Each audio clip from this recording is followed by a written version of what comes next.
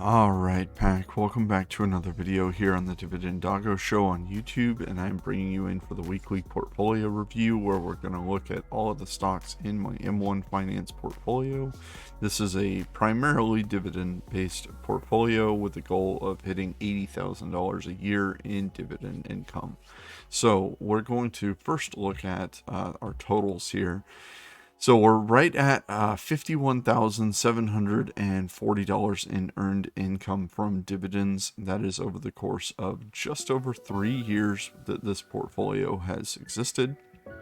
And we're at market gains of about $155,849. So let's go ahead and break it down by the weekly view, and then we'll kind of go over. You can briefly see the sectors and what they've done as far as performance for the portfolio. And then we're going to go into the weekly view here. So this week was a pretty amazing week for the stock market overall. Multiple sectors were up pretty significantly, but let's take a look at this, because this is up $19,759 total. $91 was earned dividend income, which is beautiful because that's going to come in likely within about the next month and then get compounded into the portfolio. So let's break it down by sector here. I'll leave this up for just a moment here so you can see the total view of what everything was up for the week.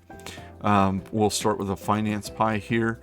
Finance was up across the board pretty significantly, with our leaders being Bank of America and Bank of OZK. But overall, every single one of them was above 5%, which is pretty phenomenal. Citigroup was up 5.27%, JP Morgan up 5.5%, Bank of America 6.89%, Bank of OZK 6.19%, and T. Rowe Price up 5.77%. So overall, looking at this is pretty amazing to be up $7,800 just in the finance sector. That is pretty wild. And if I look at this all time, you can see here all of these are in the green, which is absolutely amazing. All of these are earning dividend income, which is absolutely phenomenal, and I'm just loving that finance pie this week. Let me know if you bought anything in the finance sector this week, if you were part of that market rush. Let's go into the common money pie. I get this question a lot. Why is this named common money? Because this is where I would want all of the money allocated for dividend income to roll into this particular pie until this is over 50% of the entire portfolio. So yeah, SHD up 3.5% this week. That is amazing. As a lot of you know, I plowed in about $20,000 from Ally Bank into SHD this a little over a week ago now. And then we've got Berkshire Hathaway up 3.25% as well.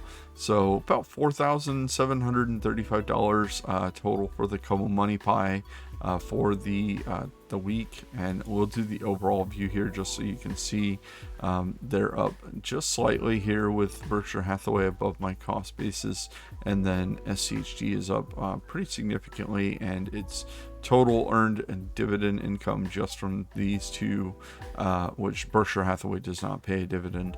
That's $2,676, and I can't wait to see that go up even further, even faster, now that I've got a significant chunk of money in SCHD.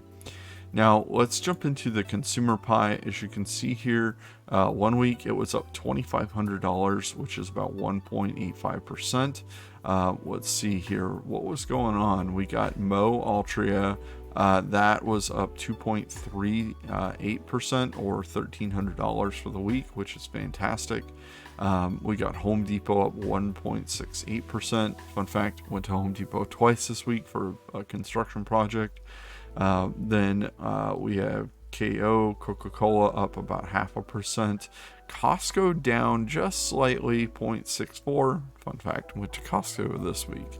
I feel like this is an every week occurrence with going to Costco. We get our lunch meat, everything for sandwiches, Like we've cut back on dining out significantly. We're down to dining out like once every week to 2 weeks on average, and then we only order delivery once a month. So if we're out and about and we need to pick up food, we will, but other than that, we try to eat home a lot, so Costco saves us a small fortune there. Also, 3 dogs, Costco food, yeah, it's hard to beat that price. I love Chewy having things delivered to the house, but that's mainly used for toys and special treats. Lowe's was up 3.71% for the week. I've thought that Lowe's was kind of undervalued, especially compared to Home Depot, for quite a while. I haven't been adding a lot of money to the portfolio because of projects and owing the IRS like $50,000 for last year for buying the house and selling a whole bunch of stock to do that. So we've been paying things down, and that's why I haven't been rolling as much money into the portfolio. We capped out 401k, and that is looking beautiful. At some point in the future, I might show 401k portfolio performance and how that's doing. Spoiler alert, it's definitely in the red for the year still, but it is looking better, especially with weeks like this week. So Target up 3.82%. That's pretty amazing for a 1 week performance there. And then Pepsi at 1.59.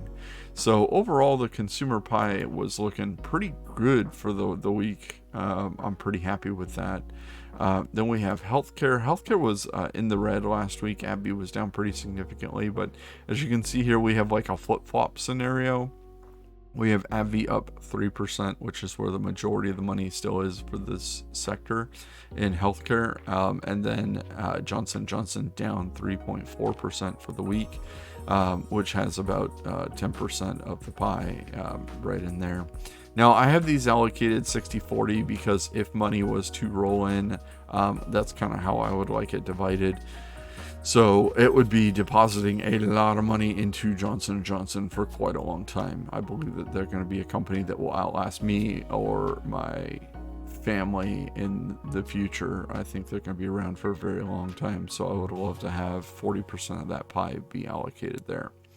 Now, let's break down utilities. So we're down to just Vistra and Duke. We did have a bunch more in here, but I trimmed this down, so I'm not doing as much work with looking at stocks. And overall, Vistra had a blowout week. They had their earnings call. It looked not great at first. I think a lot of people got a little fearful of the amount of money that they're allocating to share buybacks, and the earnings report just wasn't all that great overall.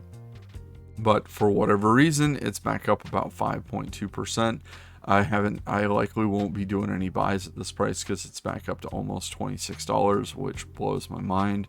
I sold just above 26 in the 26 to 27 range. I believe it was like 26.75, something like that. So it's already getting back to that, which is absolutely wild. Duke Energy was up 1.93%. So the energy sector, or utilities, sorry, not energy, utilities were up pretty significantly for the week, mainly off the back of VST having an absolutely wild week. So BlackRock Science Technology Trust was up 4.4%. I have been adding a little bit to this because it was down all the way toward where my cost basis is. As you can see here, it is $38.73, and my average share price is $39.36. So it's still right down below my cost basis. So I might, I'm still definitely going to be trickling in the monthly money that this does provide, and I'm going to continue to let that compound for quite a while. The owner's rewards buy was up 3.3%. I've shown this in prior videos. If you want to take a look at it there, you can. But that's just a breakdown of the stocks that you get significant discounts with when you use the M1 Finance credit card at those stores. So I have actually crossed over. I think this month payment will put that at over $1,000 in shopping discounts, and I've compounded that money straight into different stocks in the portfolio. So I'm absolutely still liking that, and there are a few companies that I use all the time, one of them being Home Depot right now. So any project that I have to do for rental properties and things like that, I try to use the M1 Finance card for, because it does save several percent at Home Depot, which is absolutely phenomenal. So going forward, I'm going to be looking at what the rest of the year is going to look like, but I wanted to take you guys into the IRA portfolio. I've talked about it in the past a little bit and shown the BABA position that I had, but I'm going to let you guys see what I did in the past 2 weeks. I did sell the entire BABA position at a loss, and I wanted to go ahead and just get out of that because it's one of those things that's been a lingering negative mark on the portfolio. I bought in at about 170, but I definitely did not like that at all. So I'm going to bring you into this traditional IRA. As you can see, this is in the red. It has not had its $6,000 contribution for this year, so I will likely be doing this at the later part of this year. And we're going to look at what this changed to. I know that I'm probably going to get some negative feedback on this, but I put it in SCHD and ABR. I held ABR for like over 2.5, almost 3 years. And I absolutely love this stock. I sold it off because I was in a phase where I was thinking that the gains were going to be, because of the way that the taxable account works, I'm taxed heavily on stocks that aren't qualified dividends. So I went ahead and sold it in December, and I regretted that decision since the day I sold it. So I went ahead and bought back about $7,000 worth. As you can see, its weekly performance was good, but since I bought it, it has gone down just a little bit, but it did come up this week. Obviously both of these pushed up this week pretty significantly, and I earned dividends of $180 on the ABR position doing this. Because this is a tax sheltered account, I'm going to hold on to this for a while and let this compound. I am likely going to just keep this at 50-50, so when I do contribute to it, each of these will go up by about $3,000. So I wanted to show you guys that because everyone makes mistakes, especially when they're learning and investing. Basically, I wanted to kind of get rid of that and stop seeing it being so red all the time. And that does mean that there's a likely scenario where BABA is going to shoot up to 170 and I could have sold out even. But overall, it's one of those hits that this account will take a significant amount of time to recover, but this will eventually go away, and it will go away because it's going to continue to earn dividends, and it's going to continue to compound and grow additional shares because of the way dividends work. So this is down just about $10,000 since I originally put the money in there. Now a good chunk of that was gains.